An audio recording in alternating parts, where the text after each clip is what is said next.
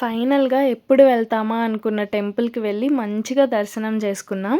ఈ పాటికే ఈ గోపురం చూసి మీకు అర్థమైపోయి ఉండాలి. ఇది అరుణాచలం టెంపుల్ అని.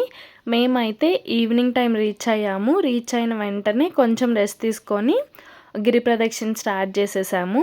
ఎందుకంటే అక్కడ చాలా వేడిగా ఉంటుంది గదా! సో, గిరి ప్రదక్షిణ చేయడానికి ఈవినింగ్ టైం అయితే బెటర్ అనుకున్నాం. ప్రశాంతమైన గాలిలో ఈవినింగ్ టైంలో దారిలో లింగాలు, వచ్చే టెంపుల్స్ అన్నీ దర్శించుకొని మంచిగా గిరి ప్రదక్షిణ చేసుకున్నాము.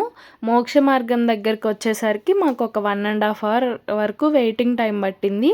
ఎందుకంటే అక్కడ చాలా పెద్ద లైన్ ఉంది. మేమింకా సేఫ్. మా తర్వాత వచ్చినోళ్ళకి చాలా పెద్ద లైన్ ఉండిపోయింది. నేనైతే మధ్యలో మసాజ్ కూడా చేయించుకున్నా. కానీ నాకు అదేమంత ఎఫెక్టివ్‌గా అనిపించలేదు.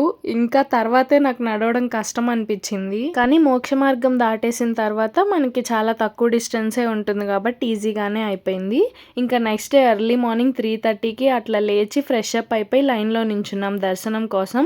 అసలు చూసారా గేట్స్ ఓపెన్ చేయగానే ఎంతలా తోసుకుంటున్నారో అందరూ. ఇక్కడ నాకు నచ్చిన బెస్ట్ థింగ్ ఏంటంటే టెంపుల్ లోపలికి కూడా మనకు మొబైల్ అలో ఉంటుంది. అంటే మెయిన్ టెంపుల్‌లో మనం మొబైల్ యూజ్ చేయకూడదు. సైలెంట్‌లో పెట్టేయాలి. కానీ ఇంకా క్యూలో ఉన్నప్పుడు, నడిచినప్పుడు, దర్శనం అయిపోయి బయటకొచ్చాక అంతా మనం మొబైల్ యూజ్ చేసుకోవచ్చనమాట.